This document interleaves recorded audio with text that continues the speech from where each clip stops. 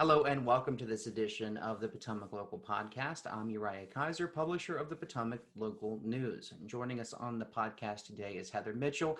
Heather is running for the 2nd District House seat in Virginia. That includes portions of Stafford County and a portion of Prince William County. That portion of Prince William is in Woodbridge, the area Route 1, just to the east of Route 1, that sliver of Prince William County. This is your second time running for this seat. You ran in 2019. You lost to Jennifer Carroll Foy, who announced that she is stepping down from that seat so she can focus full-time on her campaign for governor in 2021. Heather, thanks for coming on today. And I want to start out with just telling you, I have heard from not one, not two, but 3 Democrats who have spoken. They said they're going to run for this seat. I think they're going to have something in terms of a party caucus or some sort of nominating process on Sunday, December 13th. You're the only Republican that I've heard from that will run for this seat. So is that a good thing that that you're the only Republican candidate? What does that say about the party? About the Republican Party versus the Democratic Party, who have 3 potential candidates wanting to be in the seat, and 1 of you? Well, I think a lot of it is right now the Republicans are actually pretty unified in what we want, especially down here in Stafford where I live. Actually, as of 10:01 this morning, I am the official nominee. So we've all talked and we all have the same mission, and we've got a giant machine behind ready to go. Looking at what's going on the Democrat side, you've got 3 individuals whom seem to have totally different views as to what direction they want to go. I don't know enough about them to speak about each one personally, but just from the overall arching theme, they seem to kind of be coming from different directions. Well, you talk about the direction that they want to go, and Virginia, we've been under Democratic majority rule in Richmond since January of this year, and we've got a pretty good idea about the direction that the Democrats want to take Virginia. We've seen citizen review boards instituted for police departments to give more oversight from different from residents over their police departments. We see now the governor planning to enact legislation to legalize full-on use of marijuana throughout the state. And we've also seen obviously the coronavirus, and we've seen lockdowns. We saw some pretty severe lockdowns in the early part of this year, and now we're under as of actually, I believe the 14th is when it starts, Monday, May 14th. Curfew. You can't leave your house after midnight, between the hours of midnight at 5 a.m. So a lot has changed since you have last run for this seat. Is that going to help you or hurt you? It has. Well, and here's the thing, that for anybody that is fortunate enough to be the voice for the 2nd House District, they have to understand the district and what makes the 2nd House District unique, because of my past experience running. And then also I live in Stafford, but I worked up in Prince William. I worked for the Board of County Supervisors in Prince William. And when you look at the 2nd District, how it is unique as opposed to other districts with that, throughout the Commonwealth, is that the 2nd House District is basically a miniature version of the entire state, because you've got Prince William, which is in Northern Virginia. And then when you look at Stafford, we don't think of ourselves as Nova. So you could look at Stafford more as the southern, like southwest areas in the Commonwealth. And you have to know what the needs are, because what the needs are up in Belmont or in Ripon are completely different than what you are looking at down in Ruby or Hartwood, or those areas. And I know that I've talked to a lot of my neighbors down here, And when they heard about the seat opening and that they're having a special election, their first thing was, we want somebody from Stafford because we feel that we have not been represented. I know our current delegate, our supervisor down here in Rock Hill, has never even met with her. And she's been on the board for a year, almost a year now. I know when I worked up in Prince William, I did not see the delegate interacting really with the board there. And you're talking about Delegate Jennifer Carroll Foy, who's held the seat since 2018 and is now stepping down to focus on the governor. You know, the 2nd district seat was part. It came to Northern Virginia, right, from the southwest portion of the state, the 2nd district, as part of the 2010 redistricting process. Right. And since then, we've seen it change hands politically at least twice. It was first held by Mark Dudenheffer, a Republican. Then Michael Futrell, a Democrat, won the seat in 2013, took over in 2014. He did not run for re-election. Dudenheffer took it back 2 years later in 2015, and Foy won it later in 2017 and has been there ever since. So this has been a very contentious seat.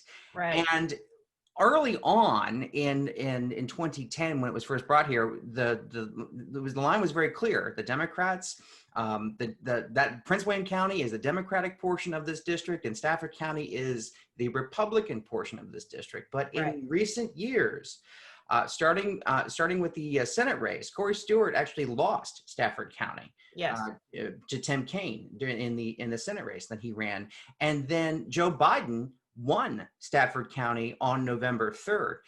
Rob Whitman won for the congressional seat, the down ballot race, which is a little odd to see a presidential Democrat win the presidential seat, but the down ballot races go for Republicans. But either way, he kept his seat. So Stafford County is changing. Yes. Does that factor into how you are going to campaign? Yes, because I do recognize that Stafford County is changing. Looking at the maps from the election, there are a lot of progressive ideas that I think that is the reason why Rob Whitman won, because Quasim Rashid was a little too progressive. Even for a lot of moderate Democrats in Stafford County and even in Prince William. I actually was an election official for the November 3rd, and we saw a lot of the split ticket because they wanted to be honest, the Democrats' sole goal was to get Trump out of office. And that was a huge contributing factor in turnout. People were coming out. Even on the Republican side, you had a lot of people that were very unhappy with the president and the way that he did things. And so that was a huge motivation, but they understand that the lower down on the ticket that you go, these are the items or issues that affect your everyday life. Right now, the General Assembly over their special session, it was called to address the coronavirus issue, dealing with, okay, what are we going to do, with schools? During the special session, the Education Committee didn't even meet for 89 days.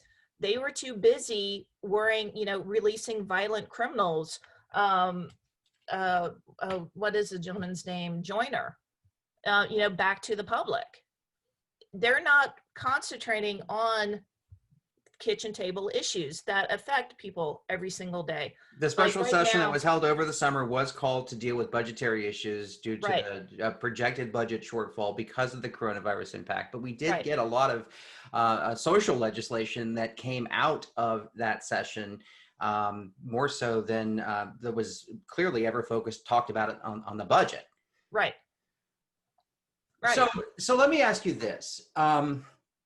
As you look at the issues from where they are from your kitchen table.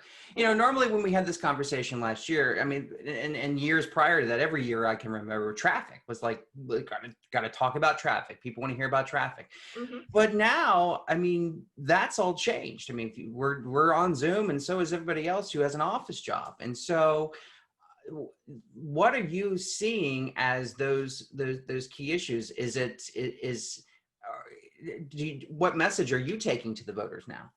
Well, my message is right now when I sit down at my kitchen table, I have to move my son's computer and school books because my son has not been in school since March. There is not a plan in place to really get these kids back to school. It's left up to each of the districts. There's not a state plan that I know of or have heard of. And what are we doing to get these kids back into school? The kids are falling farther and farther behind. You've got, technology issues because, especially with the kids that are in the rural areas that are having issues with getting broadband, your internet goes out. What are you going to do? And these are the things that are of utmost concern because I'm living it every day, just like all of my neighbors and constituents are. And these are the issues that we have really got to focus on. And, you're looking at kids, out of school. This is my son's senior year of high school. The coronavirus, it is a global pandemic, and it's number one on everybody's minds. And it's something that we need to focus solely on as to, okay, we understand how serious this disease is. So how can we implement strategies to get our kids back into school safely, keeping everybody safe? Because that is the number one goal, keeping everybody safe. But you also have to look at what are the side effects from keeping these kids at school? Which outweighs, which one is worse? So we have seen, as we talked about, we saw some of the legislation that went through both in general session this year and in the special session. A lot of it was on social issues. So what's the feeling, coupled with what the Democrats have done in terms of passing their social issues in Richmond, couple that with the lockdown that we've seen earlier this year, and now these tighter restrictions, and the fact that kids still aren't, the majority of them aren't in schools. Does this help Republicans, especially when it comes to suburban women who have kids in school who may not be able to do work outside of the home now because they have to be at home to take care of their kids? How does that help or hinder Republicans now? Actually, I'm not looking at this as a Republican or Democrat issue. It's not, because it affects everybody. And it doesn't matter if you have an R, a D, or an I next to your name. It affects everybody, and that's the way we need to look at it. This partisan division over mask, I think that it's ludicrous. I mean, I really, really do. And I have no issue wearing a mask. I have no issue, sanitizing my hands or washing or, making sure that I stay 6 feet away, because it's not just me, it's people that I could come into contact with. And so going back to how it affects like the suburban mom, I am the suburban mom. That is my life. That is me every single day. Right now, my husband is actually stationed in Guam. So it's just my son and I. I am basically a single parent. I have been for the last year and a half. My husband comes home in June. And so I've been having to tackle all of these issues by myself, which, with just being a single parent in general, is difficult enough. And then I've also got a daughter who is a junior at JMU, dealing with, they're having in-person classes. I think they started the year off doing that for 2 days, and then it went strictly to virtual. And how crazy it is, going to budgetary shortfalls and money and things like that, we still had to pay $300 for a parking pass for my daughter sitting in an apartment that we have a lease on that we have to continue to pay while she sits at a computer taking her courses. Let me talk about the election itself. Now, at last check, we didn't have a date. You know, I'm hearing early January is when January 5th. January 5th. Okay, so Yes. January 5th is going to be the election date. Mail-in voting, absentee voting was not a pretty big thing on the November 3rd election. I imagine it still will be on this election. So what's the key to turnout in this special election on January 5th? The key is, well, first letting people know that there's even an election. There's not been much talk about it. I've had people calling me today that just found out, oh, I just found out that there's a special election. It's getting out there, it's talking to your neighbors and letting them know that, you know, their voice does count. I know that there's been a lot of talk going around that, oh, if I vote absentee ballots, my vote doesn't count. I can emphatically say that's not true, because during the election, as an election official, I was help processing absentee ballots, and I will tell you that they are counted. And so if you can't come out on January 5th, make sure you do request an absentee ballot, because they will be processed and they will be counted.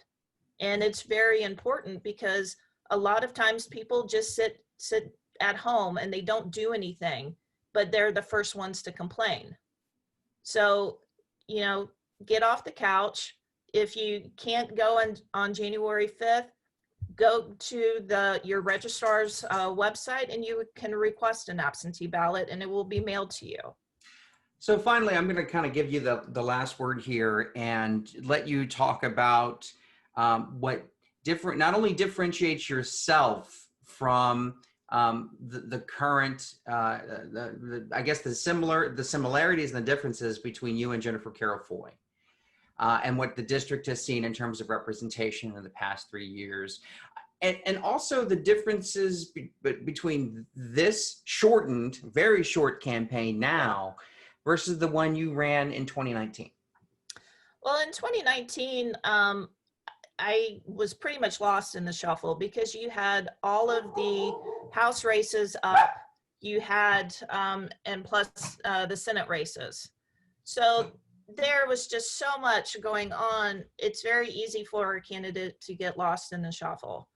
But during the 2019 campaign, I door knocked. I mean, I wore out 2 pairs of tennis shoes door knocking. I talked to so many voters personally on their front porch. And the difference between me and Delegate Foy is the fact that she didn't door knock. She sent people out to do it, but she didn't personally do it. And she was actually running a bus tour that she started the spring of Right. that year, canvassing the state, which many see as the sort of the first part of the precursor to her gubernatorial campaign. And it was. And here's the thing. I am not looking to climb the political ladder. I care about my community. I care about Stafford and I care about Prince William, because especially my time working in Prince William, I literally drove the length of the second House district every single day. You know, I would, meet with business owners in the second House district all of the time, talking to constituents and the office. I helped take care of their issues with roads, with, we need a stop sign, getting to know your constituents. And like I said earlier, the second district is like a miniature version of Virginia. You have totally different issues in the northern part of the district as opposed to the southern part, because the big issues in Stafford County going out towards Ruby we have very narrow country winding roads. that need to be widened, that need to be fixed, that are, just pothole after pothole, trying to get home. That's a completely different situation as to the northern part towards Belmont on Route 1. So you've got to be able to be involved, be engaged. And if somebody is to email me or call me, I promise you, you will get a response within 24 hours. I have several neighbors that have tried to email our current delegate, and they still haven't heard from her. And it's sad when you can talk more with a delegate that doesn't even represent you, and are easier to be, they're more accessible than your own delegate. So in order to effectively be the voice of the area, you have to be involved in the community. And that's one thing that I have done since I've moved here and since 2014. I've been extremely involved in the community here in Stafford and in Prince William. Okay. Well, good luck to you, Heather Thank Michell. you. That second district was created, or actually moved to Northern Virginia the same year Potomac Local was created, and I coined it back then the Potomac Local District because it is right in our sweet spot in terms of readership, right there in that Woodbridge Stafford area, and so this is a very important story for us. It's very important to our core readership, and so we will definitely be letting people know about the January 5th election. Good luck to you, and thank you for Thank coming you on the very much Potomac for your Local. time. I appreciate it.